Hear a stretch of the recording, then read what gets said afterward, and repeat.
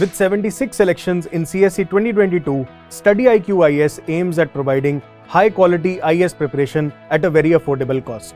हमारे P2I यानी कि prelims to interview 2024 live batch के साथ आप CSE एग्जाम की तैयारी कर सकते हैं with features like live classes, 1-to-1 mentorship, daily answer writing, success in prelims and mains crash course, 18 books across all subjects, interview guidance program, and the most unique feature, mains residential program, where Study IQ students clearing prelims 2024 will be called to Study IQ campus at no additional cost.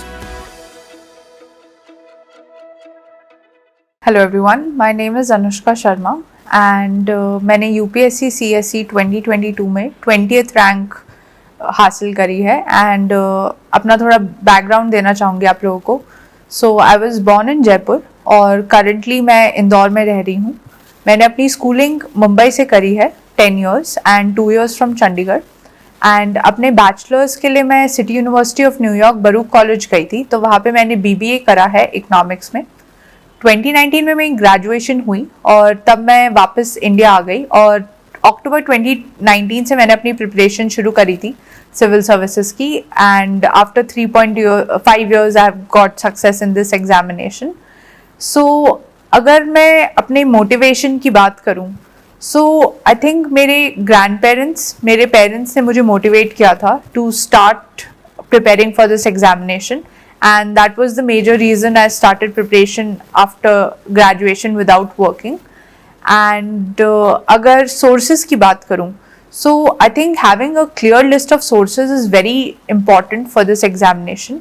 इसलिए जो polity थी उसके लिए मैंने Laxmikant refer करी थी and 11th standard की जो NCERT आती है वो पढ़ी थी. For geography, I relied on NCERTs of 11th and 12th and GC Leong cover करी थी for certain portions. And जो मेंस का सिलेबस है उसके लिए मैंने इंटरनेट काफ़ी एक्सटेंसिवली यूज़ किया था for disaster management topics etc. For environment, also I relied on the internet extensively as well as on mains 365 and PT 365. And Shankar IS की जो बुक आती है वो मैंने पढ़ी थी for conceptual clarity just to have an idea about the definitions of various terms such as desertification etc. तो वो क्लैरिटी मेरी शंकर IS की बुक पढ़ के आई थी. For history I refer to the old NCERTs for ancient and medieval and for art and culture जो 11th standard की NCERT आती है वो मैंने पढ़ी थी. एंड फॉर मॉडर्न हिस्ट्री मैंने स्पेक्ट्रम करी थी and I did not make any notes क्योंकि मुझे लगता है वो बुक ऑलरेडी काफ़ी कंसाइज फॉर्म में है. For economics it being my optional मेरा कंफर्ट था थोड़ा विद टर्मिनोलॉजी तो मुझे वो इतना डिफिकल्ट नहीं लगता था. इसलिए I relied completely on dynamic sources such as budget, eco survey, newspapers etcetera and also again PT 365 and mains 365. And जो बाकी टॉपिक्स थे जैसे सोसाइटी हो, साइंस एंड टेक हो, इंटरनेशनल रिलेशंस हो, गवर्नेंस एक्सेट्रा उसके लिए मैंने इंटरनेट काफ़ी एक्सटेंसिवली यूज़ किया और मुझे जो भी कंपाइलेशंस मिलती थी जैसे अगेन PT 365 एंड मेंस 365 मैं उसको ही पढ़ती थी and those were my only sources. मैंने उसके नोट्स बनाए थे बेस्ड ऑन जो इंटरनेट से मुझे इन्फॉर्मेशन मिलती थी जैसे on civil society etcetera. But जो इन्फॉर्मेशन इन कंपाइलेशंस में अवेलेबल थी मैंने उससे ड्यूप्लीकेशन ऑफ एफर्ट नहीं करा और मैंने उसके नोट्स नहीं बनाए. अब अगर हम स्ट्रैटेजी की बात करें सो इस एग्जामिनेशन में प्रीलिम्स, मेंस और इंटरव्यू है. जो प्रीलिम्स है I think given the recent paper of 2023 I think elimination is no longer a strategy which can be relied on and इसलिए अब जो फोकस है वो नॉलेज पे काफ़ी ज़रूरी रहेगा. एंड आई वुड से इन अ डायरेक्टेड मैनर अगर हम इस साल का भी पेपर देखें तो काफ़ी टॉपिक्स है जो प्रीवियस ईयर क्वेश्चन से रिपीट होकर आए हैं जैसे मार्सिपल्स पे जो क्वेश्चन था, महाशांगिकास पे जो क्वेश्चन था और जो डिफरेंट स्पीशीज बायोडाइवर्सिटी की मेंशन हुई है वो प्रीवियस ईयर क्वेश्चंस में भी आई थी. जैसे जो प्रिजन रूल्स हैं वो 2021 में एक क्वेश्चन था बेल पे एंड प्रिजन पे एंड वो फिर से उसका एक डिफरेंट एस्पेक्ट रिपीट हुआ है. So I would say going ahead prelims की जो स्ट्रैटेजी रहेगी फॉर द स्टैटिक पोर्शन जो हमारी सोर्सेज हैं जैसे लक्ष्मीकांत, स्पेक्ट्रम एक्सेट्रा वो ही पढ़ना ज़रूरी है so that you have a clear understanding. And जो प्रीवियस ईयर क्वेश्चंस हैं उनको उठा के जो उनमें टॉपिक्स हैं, आई थिंक उनको पढ़ना in detail is more important. Not only solving the paper for those correct options, but also अगर कोई question है और उसमें करेक्ट ऑप्शन ए है तो सिर्फ ए को ही नहीं, आपको बी सी डी भी देखना है and you have to try to read up on that, ताकि आगे चल के अगर कोई क्वेश्चन आए तो you have knowledge and awareness about it. So this can be done through giving mock test. मेरे पहले अटेम्प्ट के लिए मैंने ऑलमोस्ट 50 मॉक्स दिए थे, पर जो मेरी गलती रह गई पहले अटेम्प्ट में, जिसकी वजह से मैं प्रीलिम्स भी क्लियर नहीं कर पाई, वो यही थी कि मैंने रिविजन नहीं किया था उन मॉक टेस्ट का. इसलिए सेकंड अटेम्प्ट में मैंने 35 to 40 मॉक टेस्ट दिए, but I saw to it कि मैंने उनके 2-3 बार रिविजन्स अच्छे से करे हों. सो उस वजह से जो मेरा सेकंड प्रीलिम्स था जो मैं क्लियर कर पाई, and even the third prelims, उसमें यही डिफरेंस था कि I had the confidence of attempting questions in the paper, जिसकी वजह से I attempted in a safe range of 85 plus and below 90, which was my safe range, whereas in the first prelims, which I could not clear, I had attempted only somewhere around 73 questions, which made all the difference of me not being able to write mains that year. So I would say prelims की जो strategy रहेगी वो यही रहेगी: have your notes, read from the limited sources, जो previous year questions है उनके topics को बहुत अच्छे से रिवाइज कर लीजिए और मॉक टेस्ट दीजिए, so that you have an idea कि आपका कहाँ पे गेस वर्क काम कर रहा है और कहाँ पे नहीं. जैसे कुछ क्वेश्चंस हिस्ट्री में आते हैं जहाँ पे वो पूछते हैं कि ये 3 वर्ड्स हैं, ये क्या है, are they port towns, are they capital cities etcetera. So वो जो गेस वर्क है वो अगर आप मॉक टेस्ट में आप देख ले कि कौन से सब्जेक्ट्स में you are comfortable in doing guess work, then I think that would help you in increasing your accuracy in the actual prelims examination. And जो एक और ट्रेंड है over the few years, that is of CSAT. CSAT is something I was not myself very comfortable with, mainly due to the maths portion, and English portion I was very comfortable, तो उसके लिए मैंने कुछ separate preparation नहीं करी.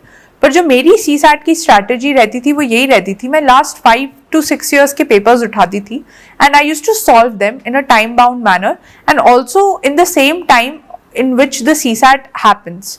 तो उससे मेरे को पता चल जाता था कि उस टाइम ऑफ द डे में, उस टाइम माइंड फ्रेम में मैं कैसा अटेम्प्ट कर पा रही हूँ. And I was usually in the safe range, so मैं प्रीवियस ईयर क्वेश्चंस पे ही रिलाई करती थी for my preparation of CSAT.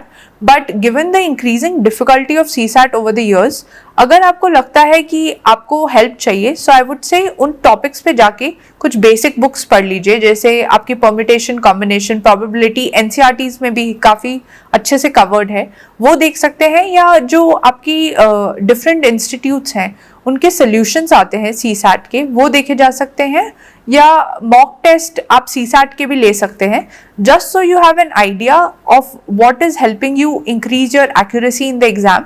Because even though you have to get only 33%, आजकल वो लाना भी काफ़ी मुश्किल हो गया है. सो मेरा एडवाइस ये रहेगा कि आप आगे चल के CSAT को इग्नोर मत कीजिए. There should be a focus on both paper 1 and paper 2. So that was the strategy for prelims. Mains के लिए जो मेरी स्ट्रैटेजी थी वो यही थी कि I tried to be prepared for mains before prelims. तो जो मेरा लास्ट 3 months थे वो यूजुअली प्रीलिम्स के लिए डिवोटेड होते थे, पर मैं कोशिश करती थी कि उससे पहले ही मेरे मेंस के नोट्स तैयार हो. एंड अगेन आई वुड से अगर आपके 80 to 90% नोट्स तैयार है प्रीलिम्स के बाद मेंस के already, then I think you are in a very comfortable position. And जो मेरी स्ट्रैटेजी रहती थी नोट्स बनाने की वो यही रहती थी, जो भी कीवर्ड्स मेंशन्ड है आपके सिलेबस में, जैसे जो GS1, GS2, GS3 का सिलेबस है, उन सब के मैं अपना इतना कंटेंट तैयार रखती थी कि अगर कोई क्वेश्चन आए 250 वर्ड्स का, so I had enough information to write an answer. And again इसके लिए प्रीवियस ईयर क्वेश्चंस काफ़ी इंपॉर्टेंट हो जाते हैं, क्योंकि they give you a direction of what to prepare and how to prepare. तो उस हिसाब से अगर कोई भी कीवर्ड है, जैसे सेक्युलरिज्म है या इंटरनल सिक्योरिटी के कोई टॉपिक्स हैं, तो उसमें मैं देखती थी कि मेरी डेफिनेशंस प्रिपेयर्ड हो, मेरे कुछ की फैक्ट्स हो जिससे मैं अपना इंट्रोडक्शन लिख सकूं. And I used to have pros and cons of various aspects and also futuristic way forward. So इससे जो मेरे नोट्स का रिविजन होता था वो भी एक कंसिस्टेंट मैनर में और एक स्ट्रक्चर्ड फॉर्मेट में होता था. And I think that help me in writing my test series. Mains का जो एक दूसरा बहुत ज़रूरी एस्पेक्ट है वो टेस्ट सीरीज़ है, and for that I gave test series for GS as well as my optional.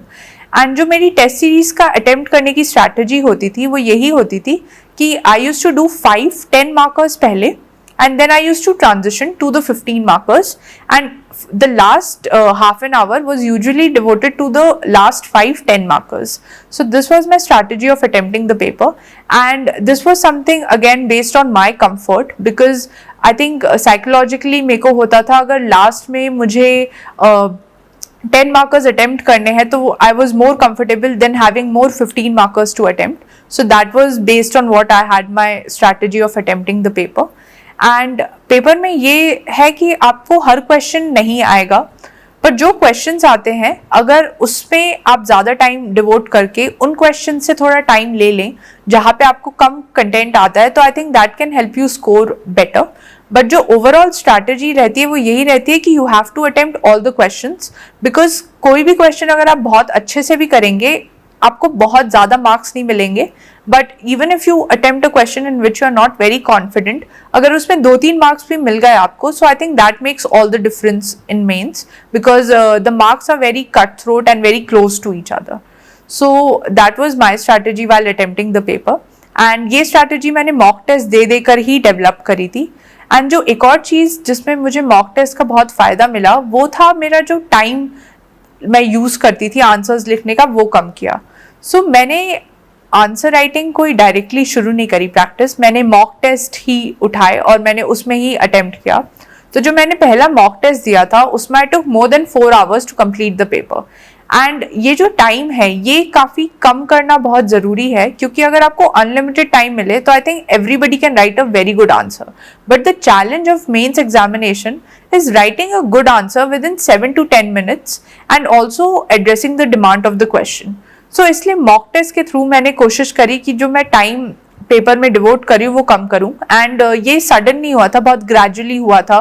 जैसे 4:10 से I came to 3:45, 3:45 to 3:30, 3:30 to 3:15, and finally जो लास्ट के 2-3 मॉक्स थे उसमें I was able to finish the paper on time within the 3 hours limit.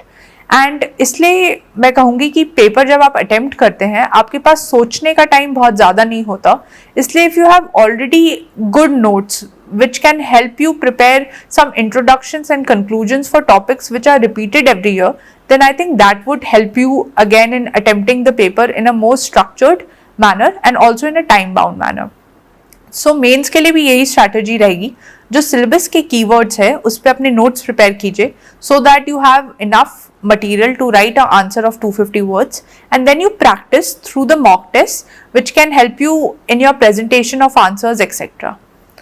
जहाँ तक presentation की बात आती है, my presentation use to be in point formats for GS papers, and I use to again box the headers etcetera, and जो मैं headlines use करती थी वो मैं यूजुअली वही यूज़ करती थी जो क्वेश्चन में मैंशनड होता था, just so examiner had an idea कि I was addressing the various demands of the question.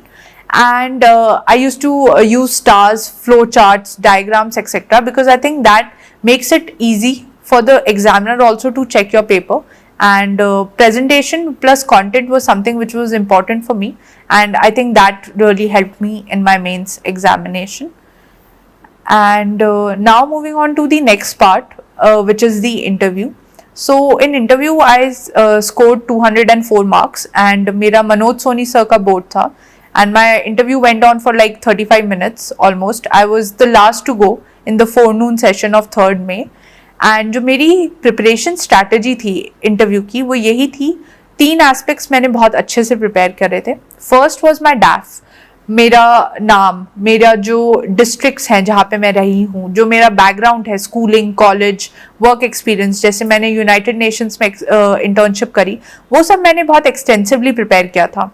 जो मेरे स्टेट्स है, तो मेरा जो होम स्टेट है वो राजस्थान है, and currently I am staying in Indore Madhya Pradesh.